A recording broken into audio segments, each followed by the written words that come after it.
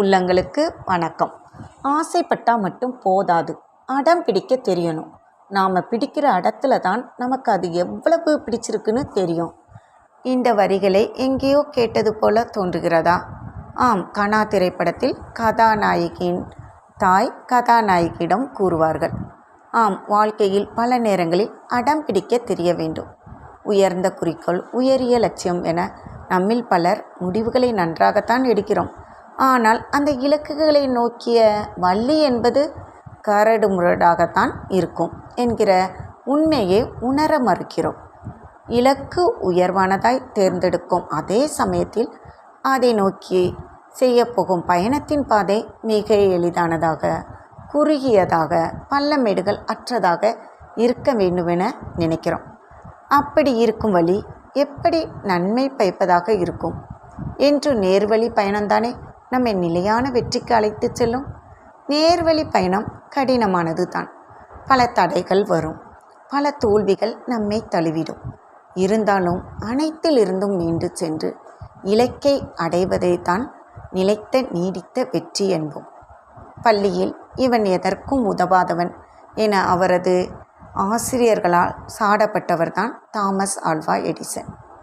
அப்படி உடைக்கப்பட்ட அவர்தான் பின்னாளில் தனது விடாமுயற்சியால் பல தோல்விகளுக்கு பிறகு போனோகிராஃப், மின்சார விளக்கு என 1000க்கும் மேற்பட்ட பொருட்களுக்கான காப்புரிமைகளை வைத்திருந்தார்.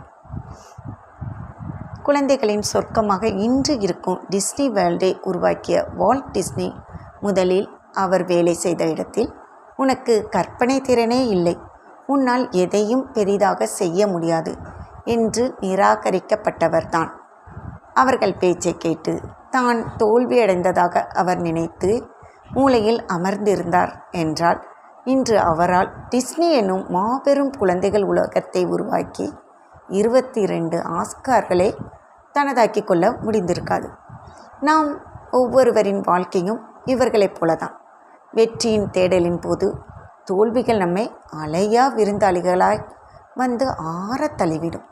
அந்த சமயம் மூச்சு முட்டி, ஐயோ போதும், இனி என்னால் முடியாது, நான் அழிந்து விட்டேன், அவ்வளவுதான் என நொறுங்கி விழும்போது தான் சிறு குழந்தைகளைப் போல அடம் பிடிக்கும் மனம் நமக்கு தேவைப்படுகிறது. இந்த காரியத்தை என்னை தவிர வேறு எவனாலும் வெற்றிகரமாக முடிக்க முடியாது, நான் தான் இதற்கு சரியான ஆள் எனும் மனநிலை மட்டுமே நம்மை உயர்த்திவிடும், ஏணியாக உருவெடுக்கும். அந்த சமயம் நாம் நினைத்த ஆசைப்பட்ட அந்த காரியம் வேண்டுமென திடமாய் அடம்பிடிக்கும் அந்த மனநிலைதான் வழியில் வரும் 1000 தடைகளை தகர்த்தெறிந்து அந்த வெற்றியை நம் வசம் கொண்டு சேர்க்கும். ஸோ அடம் பிடிக்க பழகுங்கள். வெற்றி கிடைக்கும் வரை மட்டுமல்ல, மீண்டும் மீண்டும் வெற்றியை சொந்தமாக்கி கொண்டே இருக்கவும் அடம் பிடிக்க பழகுங்கள். நான் நினைத்த என் வெற்றி எனதாக மாறியே ஆக வேண்டும், அதை பற்றிய மாற்று சிந்தனையே இல்லை என உங்களுக்கு நீங்களே அடம் பிடித்து சொல்லுங்கள். வெற்றி உங்கள் காலடியில். வாழ்க்கையை நிற்கட்டும். நன்றி. மீண்டும் சந்திப்போம்.